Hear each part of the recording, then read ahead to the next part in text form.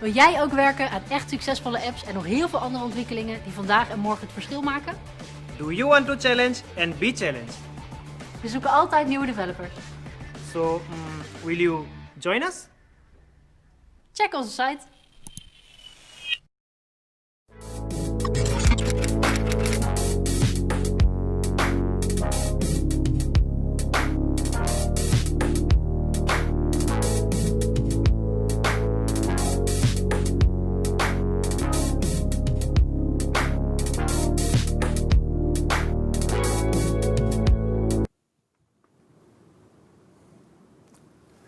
Good afternoon, everyone. Thank you for joining us on the second day of Future Tech Masterclasses Live. Sorry for the slight delay, but we're here now. First of all, big thank you to our sponsors ABN AMRO and Microsoft. Please join us in the chat module. It's in the right of the live stream, and there's also a big yellow button. Please make use of the button so it opens in an extra tab or in the Discord app. Also say hello to our sponsors in their personal chat channels. They'll do some giveaways as well. And ask all the questions you've got to the speakers. That's pretty much it. Today I'll not be the only host because we've also got a co-host, which is Eddie Vos from ABN AMRO. So Eddie, could you maybe introduce yourself? Hey, good afternoon, everybody. I also welcome you all to Future Tech, and ABN AMRO is proud sponsor of this edition. We have about more than 400 DevOps teams, and we all moving to the Azure cloud, so it's quite exciting for us. And also our teams are exploring all of technologies. In a moment, we have Rodrigo and Jotti speaking about Azure Kubernetes Services, AKS, and we want to give a prize for the one who's asking the best question.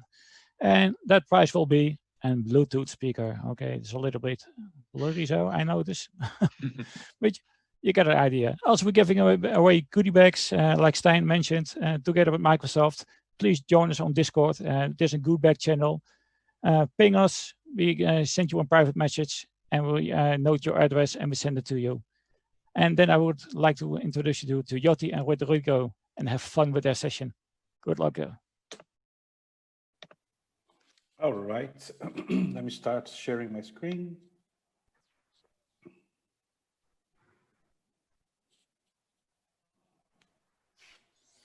Hi, everyone. Welcome to our session. Here we're going to discuss a little bit how containers play a role on ABN AMRO cloud strategy. All right. First, a bit of introduction. I'm Rodrigo. Me and my colleague Jotti. We are part of the team who's enabling containers at ABN AMRO. ABN AMRO is the third largest bank in the Netherlands. And it is the result of many mergers and acquisitions for the last 2 centuries, a very historic bank. And as a financial institution, we have the challenge to adhere, the IT part, had a challenge to adhere to compliance within the country and also for European regulations. With more than 600 DevOps teams and a cloud-first strategy, we need for almost 3,000 applications.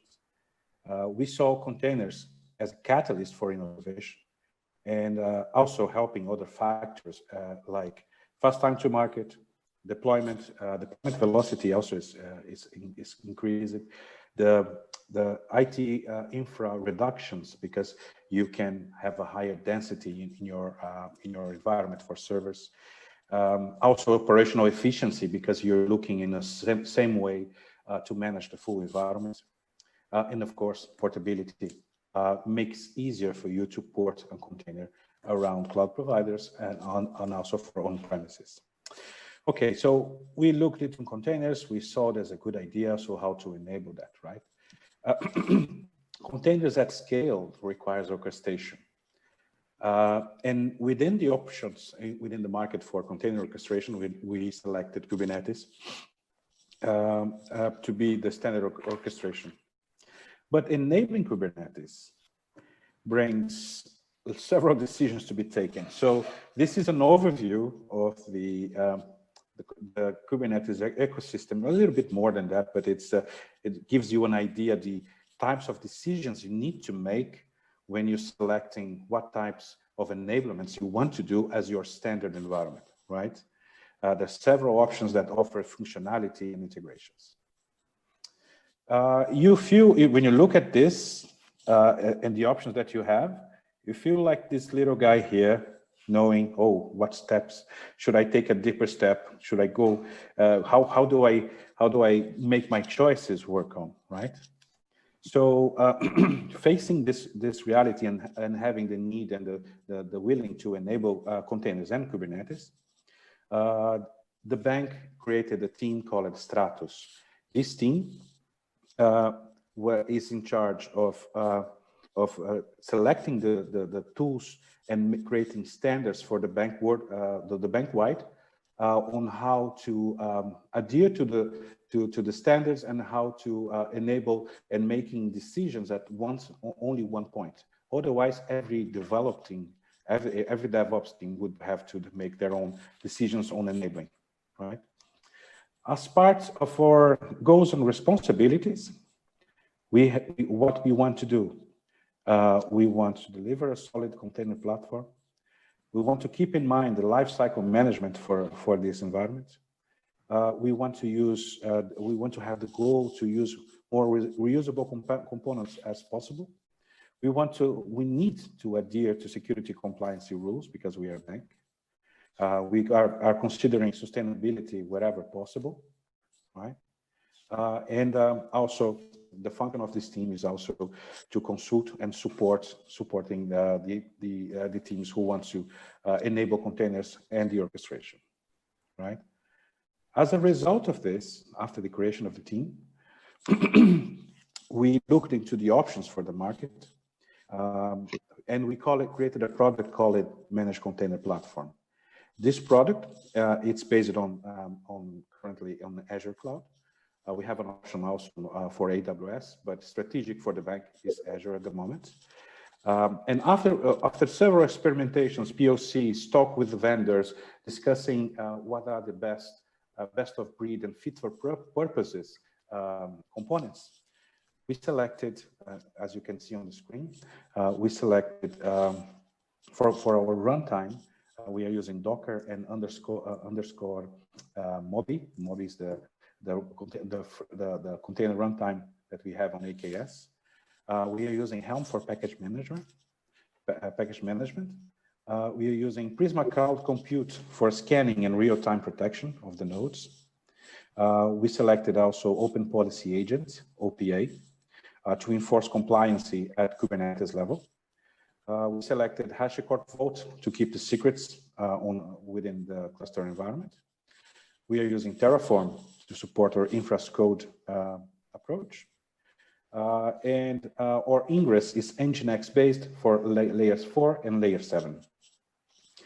Of course, because we are using Azure, we are consuming some native Azure components, like we are using Azure DevOps, we are using Azure Monitor, Log Analytics, ACR as our standard container tool, but on-prem we use Nexus. We are using Azure CNI for our CNI component inside the cluster. And for storage, we have enabled AFS, right? So now I'm going to hand over to my colleague, Jyoti. She's going to demonstrate how we are delivering this platform. Sure. Thanks, Rodrigo, and hello, everyone. I'm Jyoti Singh. I'm going to share my screen so that we can go through it easily, because whoever presents it, if clicks it, then it's good. So yeah, here is what I am. I'm also one of the members of the Stratus team, who is responsible for maintaining the managed container platform for ABN AMRO, so that the teams can consume it and they don't have to worry about provisioning everything. So as Rodrigo mentioned about the main components which we are using and which we adopted from the CNCF model, I'm going to explain you some examples how we are using it and what are the main basic components underlying it. So going through the provisioning and development part of the managed container platform, as we are moving towards Azure, so most of the solution which we use is from Microsoft. So some of the are listed in the slide, that is Azure DevOps, Terraform as infrastructure code, and Azure Container Registry. So why we choose Azure DevOps? The main motive of choosing all the basic components for our team was easy integration with different native services and also the open source. That was one of the criteria so that we can move from one cloud to different cloud. So Azure DevOps, a professional development service, fit in best in that, and so that we can do the integration with HashiCorp Vault, Azure, AWS, Container Registry, or anything. So that's why we chose the Azure DevOps tool for CI/CD implementation and other features, which are wiki, board, and everything. You must be knowing that. Second part, which we use as like Terraform as infrastructure as code, that is basically lying onto a second motive that everything what we do is as a part of code, so that we can just maintain it, version it, and can test it easily. The third part, which we use for our storage artifacts, is Container Registry. As Rodrigo also mentioned previously, that we are using Nexus 3. That was used as in like for the on-prem Docker Registry service connection. Now we are using Container Registry for Azure Docker images. And as Kubernetes, on the basis of Kubernetes, the Docker container is the basic part of it, the initial part which we need to use. So these are the three main components which we are using in Managed Container Platform to deliver it to DevOps team, the ABN AMRO DevOps team. I'm going to explain in the next slides, one by one, each component and like one basic example, which we can make it understand that how we are consuming it, and underline the fact there are a lot of examples, but let's go one by one. So we have chosen the main basic, like the main important feature of Azure DevOps, that is a container job multi-stage pipeline that have solved a lot of problems for us, because initially we started with simple pipeline and simple YAML pipeline with CI and different CD phase. But we looked into the new feature, which was the multi-stage YAML pipeline of Azure DevOps, and thought of let's start using it. Because if we say about the keywords which you see in the title, that is container job and multi-stage. So container job helped us to face the challenge, which was like we had to go to one different team for agent maintenance for every version of artifacts. If we want to update it, if we want to deploy anything inside that, for example, Helm, Azure CLI, Terraform, or anything, we had to maintain a Azure DevOps agent, which we didn't want to. So that we just wanted an operating system to lean on, like simple Linux image, simple Linux agent, where we can have the container job to be run. That's why we chose the container job, so that we can maintain the dependencies there, whatever we want to use inside the pipeline, and we don't have to bother about maintaining a separate virtual machine. So that solved our container job problem. The maintenance of tools and versions of the machines was also the issue. Overhead of updating the requirements all the time, like for time, we could do it in one container. That's why we chose it. Other than that, the part of choosing the multi-stage pipeline was because that if we use a single pipeline, like CI and CD phase is different. In multi-stage pipeline, you can combine the CI, the continuous integration, and continuous deployment / delivery phases all together. So teams don't have to hop on from one pipeline to another for any different tasks. So that's why we chose the basic stuff, which is a cool feature of Azure DevOps as a container job multi-stage pipeline. Now, how does this pipeline look like in a practical way? Why it is multi-stage and how we use it? I'm going to explain you in the next slides. So as a part of our multi-stage pipeline, we have, as the name suggests, it's multi-stage. So it has different stages. And we have 3 stages in our managed container platform. That is, first is the Docker image, which is the single unit of truth for the container. Then we employ the Docker image into the Helm charts. So Helm charts, it's basically a package manager for Kubernetes, where you can manage dependencies, manage the versions of the applications you are deploying on Kubernetes.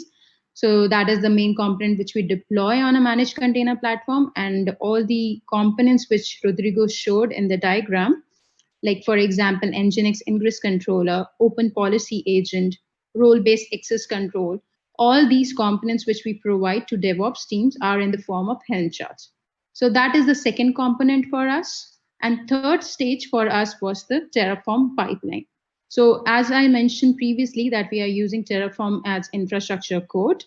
So wherever we deploy anything inside Kubernetes or do any interaction with Azure, we do it with Terraform.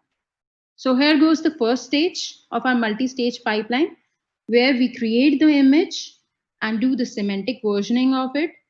We do a Twistlock scan that was primarily called as Twistlock. Now it is called as Prisma Compute Cloud. So we do a static and dynamic scan using the Prisma Compute Cloud, where it scans the vulnerabilities, common vulnerabilities and exposure, and we omit that inside the image and push it to ACR, the container registry, where all the artifacts resides.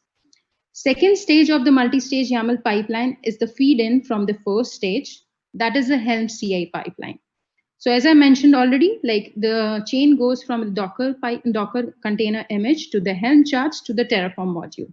So this is the second module where we consume the first part, consume the Docker image, put it into Helm CI pipeline, and that is a continuous chain. So we don't have to manually push the image version inside the CI pipeline. That's continuously taken by this care, that the Docker image pipeline creates a pull request on the Helm CI pipeline and updates the version of the Docker image inside the Helm chart. So then the second stage of our pipeline starts, where the life cycle of Helm chart starts. Here is the linting part, which we do because of checking the syntax of the Helm charts. So that it is a static scanning and the code is written right, all the values are provided or not. Similarly, we do the semantic versioning. That is same as Docker images, which we do because we follow the same approach so that it's easy to maintain. And if in case newcomer comes up, then they can easily maintain it via the semantic versioning. Other form of lifecycle is Helm package, where we need to package the Helm charts before deploying it. So once we have packaged it, once we have checked the syntax of it, then we push it to the container registry. So container registry are single source of truth for artifacts for both Docker images and Helm charts because it's OCI based and the authentication and authorization is easy and easily done with the Azure services. Once it's pushed to Azure container registry, then we push it to the DevOps team cluster. So in order to do in order to push it to DevOps team cluster, we first test it on our own cluster with some demo cluster on the dev environment or onto the acceptance environment. Those are the different kind of environments which we have. Once it's pushed to the dev cluster, we do some acceptance level testing, unit level testing, integration testing. It's pushed to it's done with the cluster testing. Once the whole life cycle of Helm chart is done, it moves to the third stage, where it goes to the where it goes as an artifact, input artifact for the Terraform module pipeline. So we use the Terraform module pipeline with Helm provider. So I'm going to explain in the next slides how we are leveraging Terraform and along with its providers, because it provides a lot of integration with different providers. So this is the third stage of our multi-stage YAML pipeline, where the Helm charts push the version into Terraform module pipeline. The Terraform module pipeline uses Helm provider to push it to the cluster. So this is another level of testing which we do at different stage. Once the Helm chart is deployed, and third is the Terraform module. Via the Terraform module, the Helm chart is deployed. So these are different level of testing which we are doing. After the successful update and promotion of artifacts, which we do inside the cluster, inside the AKS cluster, we do a automated release notes management. So once the modules are updated, whatever is the updated Helm chart, what it is about and everything, we do the automated release notes in Azure Wiki. So we leverage the Azure Wikis for that so that we can update the documents over it and use it so that the DevOps team can update from 1.0.0 version to 1.0.1 version. So it's like automated test, which we do, like automated update to the release notes. So here goes how the multi-stage pipeline usage comes for us. So what all components are maintained and deployed. So this is the form of deployment what we introduce for DevOps team. Okay. So I was explaining you first, second, and third stage separately. This is how the complete picture looks like for us and how it is maintained from the Docker image to the Terraform module. And ultimately, it lands up under the DevOps cluster. So our main aim of being a managed container platform team, as already explained before, that teams don't have to deploy the components themselves again and again because there are almost 600 plus DevOps team. And if they start doing it once again and again, so it will be a lot of process taking and time taking for the team. So we maintain that.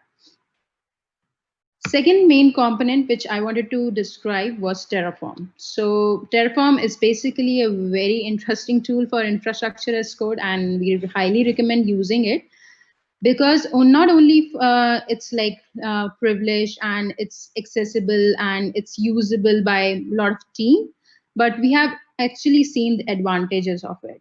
Because Terraform is basically the API interactions, which, the REST API interaction, which is done with different services and easily integrates with all the cloud providers, mostly all the cloud providers, along with other third-party tools. For example, it also integrates with Azure DevOps, it integrates with Helm provider, it integrates with Kubernetes. So these are other features which we can use it.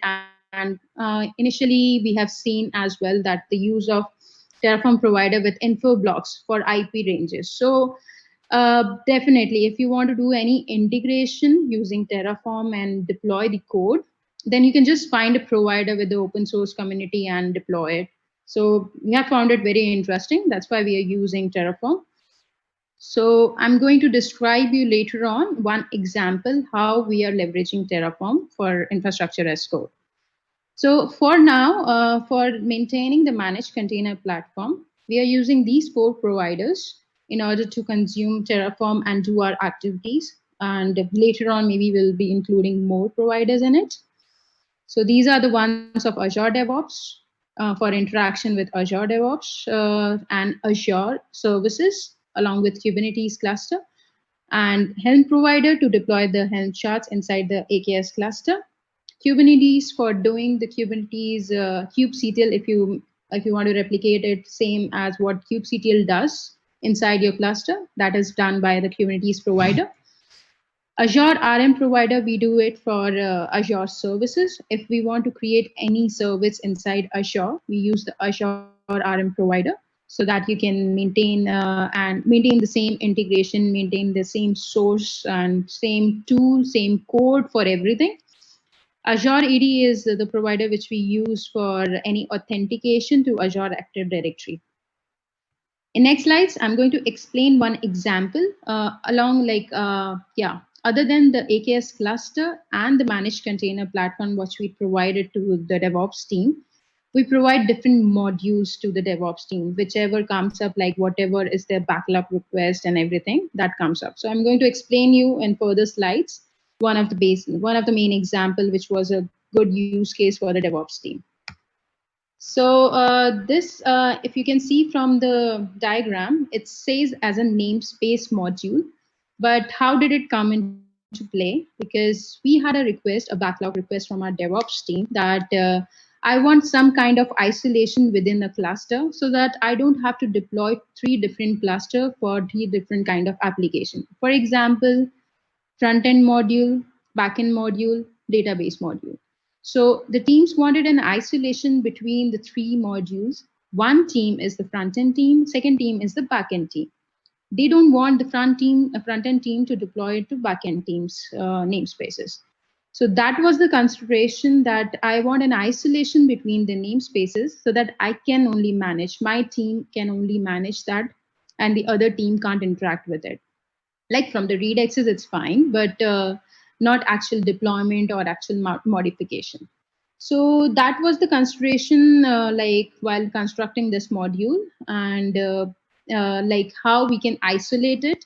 Also, there was one additional point, that how you can do a CI/CD deployment to your Kubernetes cluster while keeping in mind the isolation. So here comes the first stage of the module, which was the namespace module. That was the basic requirement, that I have to create different namespaces. I don't want to do it with kubectl or different YAML files. So that's where we came into role. Like we provided a Terraform module to the team so that they can create a namespace.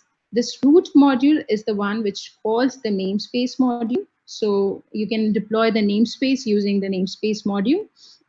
This creates a namespace inside the Kubernetes cluster. Along with the namespace, we deploy Helm charts. Like why we deploy the Helm charts? Because we have role-based access control clusters, because mostly it's required in every companies, but being an enterprise, the security is one of the best practice. So we don't need all the team members to have the same access on inside the cluster. That's why we deploy the Helm chart, which is our role-based access control, so that dev member, ops member, and audit member have different kind of access onto the Kubernetes API. So this module, what it does, it creates a namespace, it deploys the Helm charts of different groups to the cluster. I'm going to explain you this third part. It will be more relevant if I explain you the third module of it. So it deploys the namespace module. When we go to the namespace module, then it consumes the service account module. So first module is the namespace module. Namespace module inherently call the service account module because you need some kind of authentication to that namespace so that you can deploy everything inside a cluster or not. Otherwise, namespace is of no use. So you can create namespace, you can't do anything with it. So that's the way where service account comes into picture, and that is a non-personal account. That's not bind to a user or anything that anybody is logging in and doing the stuff. So you are doing it with the service account module. So namespace module calls the service account module.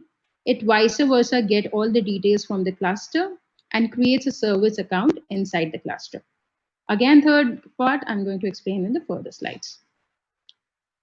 From the second module, we go to the service connection module. So what is a service connection? As I previously mentioned that we use Azure DevOps for all the CI/CD deployment. And in Azure DevOps, I have found personally it is a very cool feature of service connection, because those provides an integrity like with all the services or third party. If you want to connect to any of the service, you can do it. So that's one of the service connection which we are leveraging for CI/CD deployment on Kubernetes cluster, which is Kubernetes service connection. So that you don't have to log into the cluster, you can do a CI/CD deployment using that service endpoint or service connection. Both are the same thing. So using that service endpoint, Kubernetes service endpoint, you can deploy easily onto the Kubernetes cluster without any admin access, without any user interaction. So you can do it all with a non-personal account. It's logged in inside Azure DevOps, and other team members can also see it, that how it is going.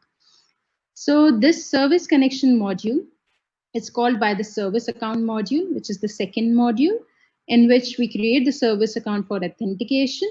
Once the authentication is set up, it calls service connection module. So here, if you see, in service account, we were using the Kubernetes module. We have used also the Helm provider module for Terraform for deploying the Helm charts. And now we are using Azure DevOps provider of Terraform. So it's this complete module. That's why we took this as a best example, one of the best example, that it's leveraging 3 to 4 providers of Terraform. So we use the Azure DevOps provider of Terraform to create a Kubernetes service connection. And the input for Azure DevOps service connection module is the service account. That service account takes the service account token from the cluster, and it creates a service connection in Azure DevOps. So if you deploy the Kubernetes service connection, then our module job is done. It creates it by the end product. It will create a Kubernetes service connection inside your Azure DevOps project.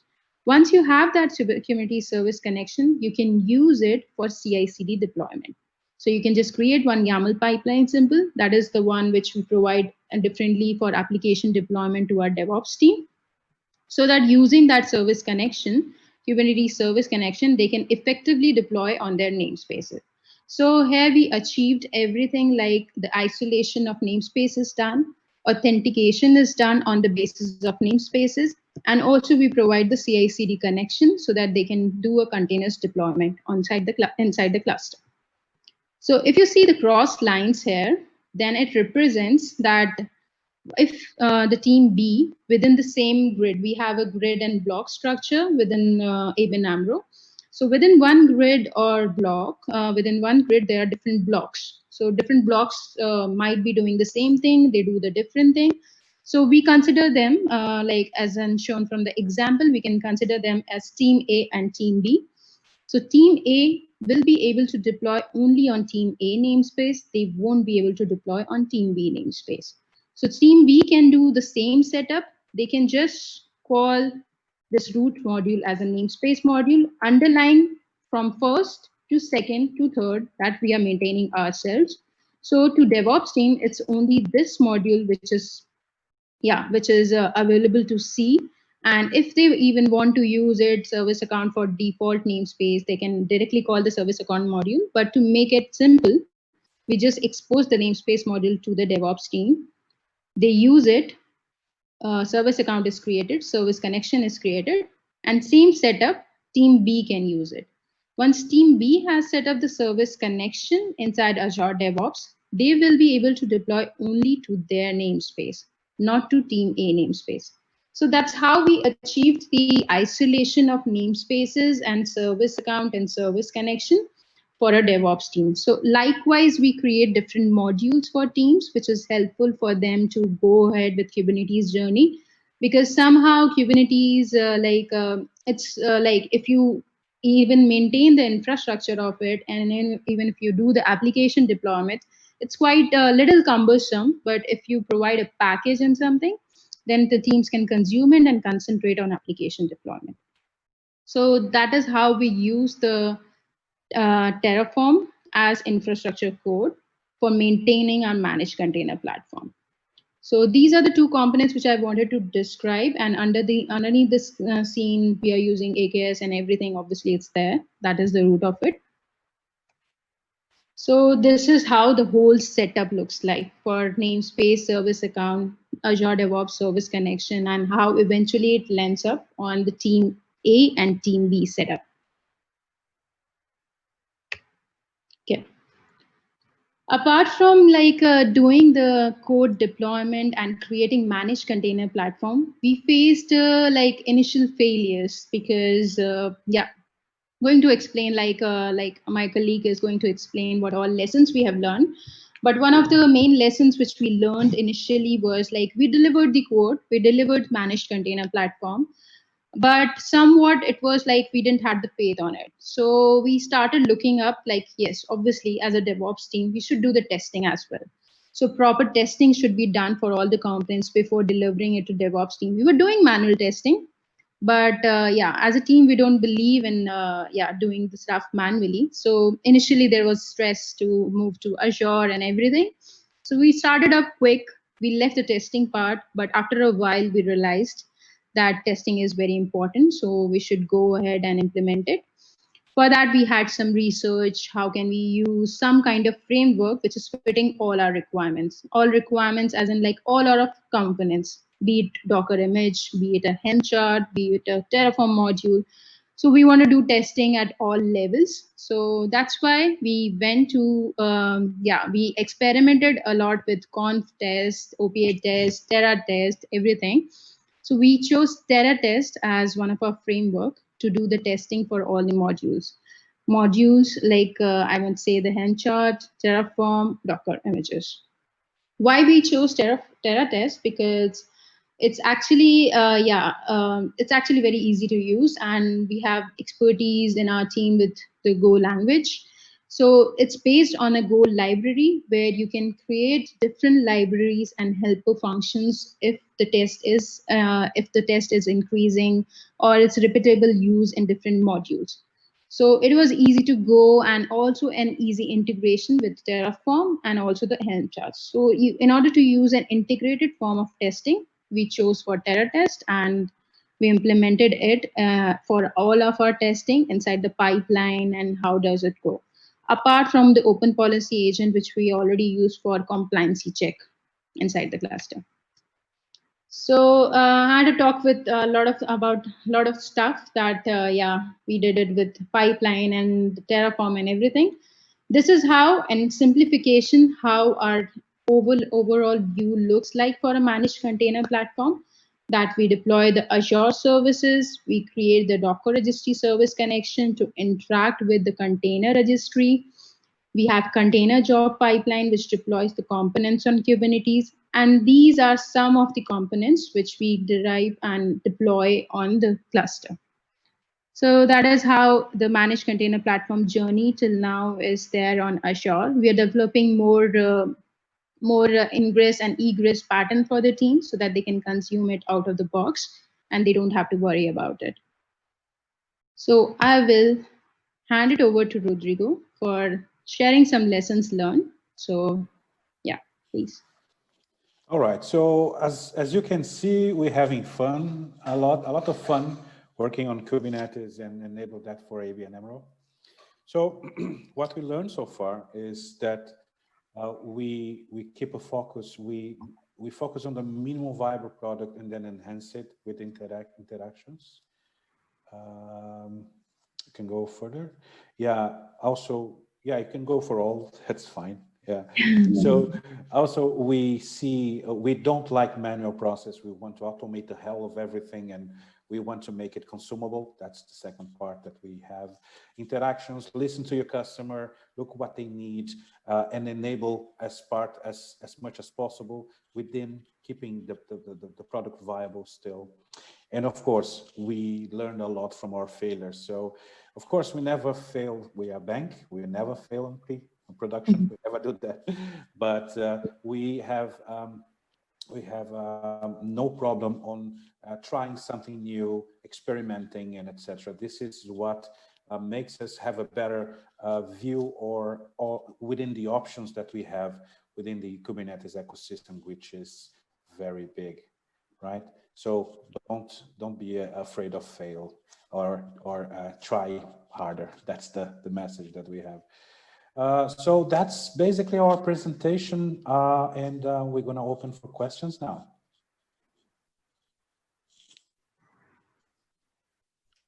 Hi, Rodrigo. I see a question in the channel already, and the question is from P. Alders. Do you embrace chaos engineering for testing and ensure the stability of the platform?